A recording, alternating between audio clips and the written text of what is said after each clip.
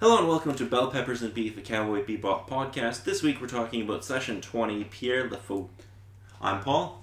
And I'm a Justin. And I'm Dave. You're a Justin? Yes. Are there multiples of you? Because that's fucking terrifying. Yes, there are, actually. It's a fairly common name. If it's actual copies of Justin, when the heck did you get your hands on cloning device, dude? But we're not talking about how many multiple Justins there are. We're talking about Pierrot le Fou. And a flying fat dude. Yeah, basically. For those curious, Paul is very excited about this episode. It is flying fat dude in it. Yes, who wants to just murder everything in sight? I like this guy. Yeah. Now he has a method to his madness. Anybody who makes direct contact with his face, he's like, "Oh, I see you. Now you die." Yeah, that's basically it. Oh. And who so happens to show up but our main character of the story? Spike, right? Yeah. Oh, I thought the main character was Ein. Oh. He's the one I have the most emotional connection with. It would have been so awesome if that was the case, but sadly, no. And yeah, Spike had a bit of a case of wrong place, wrong time with seeing Mr. Le Fou. Yes, because supposedly anyone that Pierre sees will not be able to escape alive. And if they do, he'll haunt them or get them eventually. He'll track them down and kill them. Yeah. And then, of course, it makes it just the slightest bit harder that he's bloody well bulletproof. Well, he has like a force field gimmick. Exactly. Yeah, through some multiple, experiments or whatever was going on him. Yeah, so my second note is, oh my god, it's the penguin. Because that's immediately what I thought of. Okay. It's a fat dude who kills people. And I can understand with the specific look and design of the character, but seriously, how is Pierre le Fou anything like the penguin? He's a fat dude with anger issues who kills people. And he kind of dresses like the penguin, too. He dresses decently like the penguin, but that's about it, dude. I'm not so sure about anger issues. He doesn't really seem all that angry. Yeah, he just happy, murders everybody. Just with happy a smile on and his face. contented with what he does. Yeah, exactly. Also, Wait, I gotta diagnose this issue with Justin. So Okay. if I kill you while I'm smiling, it's okay? Yeah. nah, Okay, really. good. Thank you. Okay, not really, but... But then, of course, it's also shown that this guy's kind of a walk-in armory with all the stuff he has hiding in his coat. Yeah, apparently even during an explosion, his grenades didn't go off in his shirt or anything like that. Probably due to the force field, I don't know. Yeah, Whatever. probably the force field. Okay. So there's this moment in the opening fight where you got Fat Boy Pierre and you got Spike. Yeah. And he kicks him into the air.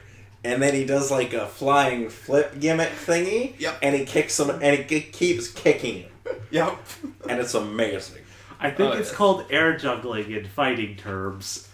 Yeah, basically just juggling Spike in the air with some flying kicks. And I think the other interesting thing, this is the only one gentleman that succeeded in kicking Spike's ass. Other than Vicious, but... That's more heading toward draws. Because no matter what, Spike and Vicious always get injured in some sort of way by one another. Yeah, I mean, I can see your point. Then we find out that he hates cats. Yep. That poor kitty. It was just skulking around doing cat things and then it had to get shot at. Oh, I loved this episode. And then, of course, we have a revisit of Spike being completely bandaged up again. Not as bad as last time, though. And he doesn't even have any chance to really speak either. Yeah, it's all just muffled. Yeah. So, I didn't take a whole lot of notes for chunks of this episode, because, well, I was enjoying parts. But Yeah. I want to talk about the chain trace. Wait a minute. That's a little bit far. Wait a minute, brain. There's one particular thing I want to touch on first. How does Pierrot fly? I mean, Magic. seriously. He has the force field and whatnot, and that's probably caused by either specific materials he has on that generates it or some other particular thing. But how does he float around like gravity doesn't bother dealing with him? I thought we never asked these questions. I just assumed it was to do with the testing he had. Something like that. I suppose, but is it a case that he's psychic? Does he have some sort of jetpack underneath that defies gravity in some sort of case? I just assumed he was a fat dude who could fly, and that made me happy. Maybe he's above gravity. Gravity doesn't need to defy him. That's so dumb. Just so dumb, Justin. I love it. Anyway. But of course, Spike being Spike can never resist taking on someone that can somewhat best him. And of course, this brings concern to a decent amount of people on the Bebop. Surprisingly enough, Faye is one who conveys it most. Which is a little bit of a... Wait, when did you start getting emotions for Spike? Mm-hmm. Okay, so we're just going to jump quite a ways ahead because I want to talk about the last part of the episode. The Now, carnival. pretty much after the concerns Yes. of everything there, Prio sends him an email and is like, hey, meet me at this theme park and I'll kill you. He's like, I okay. also love how the theme park just generally has like distorted like carnival music going on at times. It's Okay. perfect for the whole creepy night scene. Most assuredly. So the first thing I wrote down when we find out he's going to a theme park is nothing good happens in an empty theme park. Yeah, that's Because definitely true. name one movie where something positive happens in an empty theme park. Not really anything. Yeah, not There's a no hell fun heck of a gonna be lot. had here. Yeah. It's not a good time. Then we find out he has a cane gun, which I loved. Oh, Yeah. what a cane gun. Jet has Edward hack into I think it's called the ISSP, Yeah, some Yeah. sort of system like that to try and get some information about on. Section 13, Hmm. which I already probably know the answer to this, but this isn't going to come up again, is it? Yeah. This is pretty late in the series, so not really. It's kind of a one-off episode, but I mean, within its own right, it's fairly interesting. Yeah, I just assumed they went out of their way to say, nobody knows about this, it's super secret, maybe it would come back in the finale. Yeah. I was expecting too much at this point. Okay. I also want to talk about the dude's laugh. Yeah. Because it's fantastic. Just because of its infectiousness or the tone that he has with it? I don't know what it is exactly. Phone? Damn it, Justin, can't you be a professional? Yeah. Clearly not. Anyway, I'll shut it up. so then we flash back to dude getting his treatments in the White Room. Yeah, that's always a fun thing to run through in those sorts of horror types of episodes. I love the cat with the two colored eyes. Ah, yeah. Like, that's a really cool visual. And of course, I know this isn't going to come back, but I was hoping that cat was going to be important. Or at least owned by like an important person in this series. Well, do you by any chance know of any other character that has different colored eyes?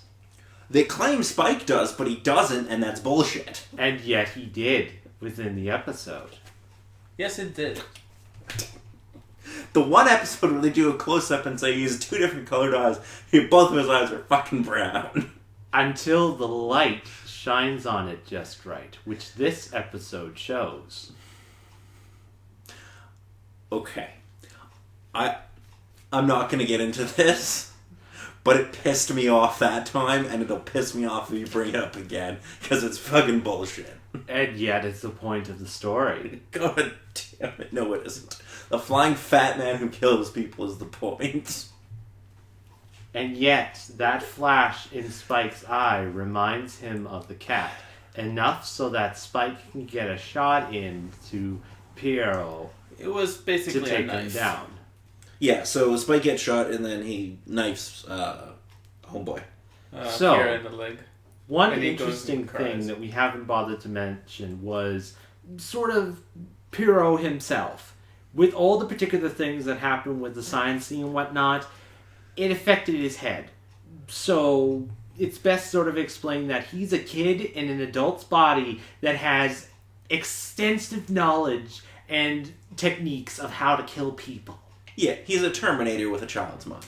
Pretty much. And Indeed. Spike, I think, has the best line of explaining it, where there's nothing more pure or cruel than a child. Anyway, so he gets stepped on, which is the best death ever. Yep. And it By one makes of me the happy. parade float things or whatever. Yeah. I don't think they're all that lighted. Yeah. He dead. And then Spike has a great line at the end where he just says, I hate theme parks. Yeah. Which I understand. And then Jet calls him up. It's like, Dude, we found out this information about this guy. Will most likely help you with finding. Dude, he's already dead. I'm taking care of it. no thanks. I don't need to know. It was fantastic. So, Justin, what do you think of this episode? It's a fairly entertaining episode. It's definitely a one-off, kind of different structured episode than other episodes, really. At least the way I found it. Okay, David? As it sort of sits, I agree with Justin that it's a bit more of a one-off. As it sits, it's one of the best episodes to show, not so much to sing Cowboy Bebop's praises, but to show how this type of episode or show works to people who, say, work with film or other sort of stuff, that they want to go for this sort of aesthetic. Because they hit every single point with it going through the episode. Just the build-up, the power that Pierrot has, and the fear it can cause. It was definitely really nice to see. But as it sort of sits within the entire Bebop canon, it's kind of just a one-off. Okay, so it is definitely a one-off episode. However, I thoroughly enjoyed it. Now, part of this just because I like to see fat people fighting, and that's inherently funny to me. Well, he was a jolly fat man. Well, don't think jolly people usually commit mass murder, but okay. You seem so content with it, though. Look Exactly. at that smile. Oh, I know he was enjoying it. I don't think anybody else was, though. Yeah, no. No. So overall, I quite enjoyed this episode. So Justin, do you have a score for it? I don't have a score, per se, but I just say I really enjoy it. Okay, and David? As it sits with me, I really enjoy the episode with all the stuff that it decided to do. If I did have to score it with your particular number list I need to put on it, honestly, it would most likely fall around the 6. Because on the one hand, it's good for the episode that it does everything, but it's kind of a case of, here's this fancy idea, and here's Cowboy Bebop, and try to smush the two together. It works for the most part, but it's kind of trying to mesh two things together, not quite the same. Okay. I really enjoyed this episode. I know, shocking. I like that it has a darker tone. I like basically everything about the episode. I wish some of the stuff that happened tied into future plot threads, but whatever. Overall, I'd probably give this like an 8.5 out of 10. Anything left to add, Justin? No, not per se. David? That's not Pierre's laugh. Yeah, so true.